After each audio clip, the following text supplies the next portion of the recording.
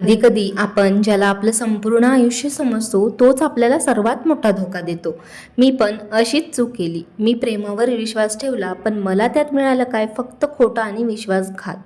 आणि जेव्हा सत्य समोर आलं, तेव्हा मी फक्त एक बायको नव्हते, तर मी एक तुटलेली व्यक्ती होते. ही कथा आहे नेहाची, एक साधी मध्यमवर्गीय मुलगी, शांत, भावनिक आणि विश्वास ठेवणारी. तिचं आयुष्य खूप म्हणजे खूप साधं होतं. ऑफिस, घर आणि काही स्वप्न घेऊन चाललेले. एक दिवस तिच्या आयुष्यात आला रोहन. कॉन्फिडंट होता तो मुलगा, स्मार्ट आणि खूप बोलका. पहिल्याच भेटीत त्याने सांगितलं, तू खूप वेगळी आहेस. हळूहळू त्यांची दोघांची मैत्री वाढली आणि त्या मैत्रीचं प्रेमात रूपांतर झालं. रोहन नेहाला म्हणायचा, मी तुझ्याशिवाय राहू शकत नाही. फक्त 6 महिन्यात त्यांनी लग्न केलं. नेहाला वाटलं तिचं आयुष्य आता परफेक्ट आहे. पण काही दिवसांनी सगळं बदलायला लागलं. रोहन आधीसारखा राहिला नव्हता. तो सतत बिझी असायचा, फोन नेहमी लॉक ठेवायचा आणि उशिरा घरी यायचा. नेहाने त्याला विचारलं एके दिवशी, तू माझ्यापासून दूर का जात आहेस? मग त्यावेळेस रोहन शांतपणे नेहाला म्हणाला, मला काप खूप आहे, स्ट्रेस आहे, तू जास्त विचार करू नकोस. पण नेहाच्या मनात शंका वाढत गेली. मी त्याचं वर्तन लक्षात ठेवू लागली. एक दिवस रोहन त्याचा फोन घरी विसरला आणि नेहाने तो उचलला आणि त्यावर एक मेसेज दिसला, तू आज लवकर ये. आपली मुलगी तुझी वाट पाहत आहे. नेहाच्या हातातून फोन पडला. तिचं हृदय जोरजोरात धडू लागलं. ती विचार करू लागली, मुलगी? कोणाची मुलगी?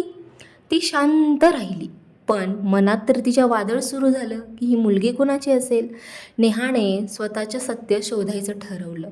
ती रोहनच्या ऑफिसला गेली.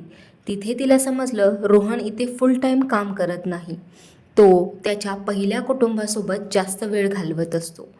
त्यावेळेस नेहाच्या पायाखालची जमीन मात्र सरकली.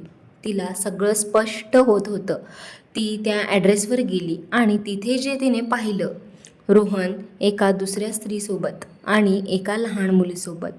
ती स्त्री त्याची पहिली पत्नी होती आणि ती मुलगी म्हणजे त्याची मुलगी होती. नेहा काही वेळ तिथेच थांबली. तिच्या डोळ्यात पाणी आणि मनात हजार प्रश्न.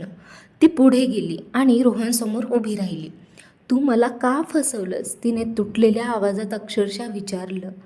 मग त्यावेळेस रोहन शांत राहिला आणि मग म्हणाला, मी आधीच लग्न केलेलं होतं नेहा, पण मी तुला सांगितलं नाही. नेहा पूर्ण तुटली, पण तिने स्वतःला सावरलं. ती म्हणाली, माझं प्रेम खरं होतं, पण तू खोटा होतास हे मला माहिती नव्हतं. आणि ती तिथून निघून गेली, कधीही मागे वळून न पाहता. त्या दिवशी नेहा खूप तुटली होती. तिच्या मनाला खूप जास्त ठेच पोहोचली होती. पण ती हरली नाही. ती त्या गोष्टींपासून शिकली. स्वतःवर प्रेम करणं सगळ्यात महत्त्वाचं असतं. कारण काही लोक आपल्याला प्रेम नाही देत. जर तुम्हाला अशा छान छान गोष्टी पाहायला आवडत असतील तर चॅनलला सबस्क्राईब करा.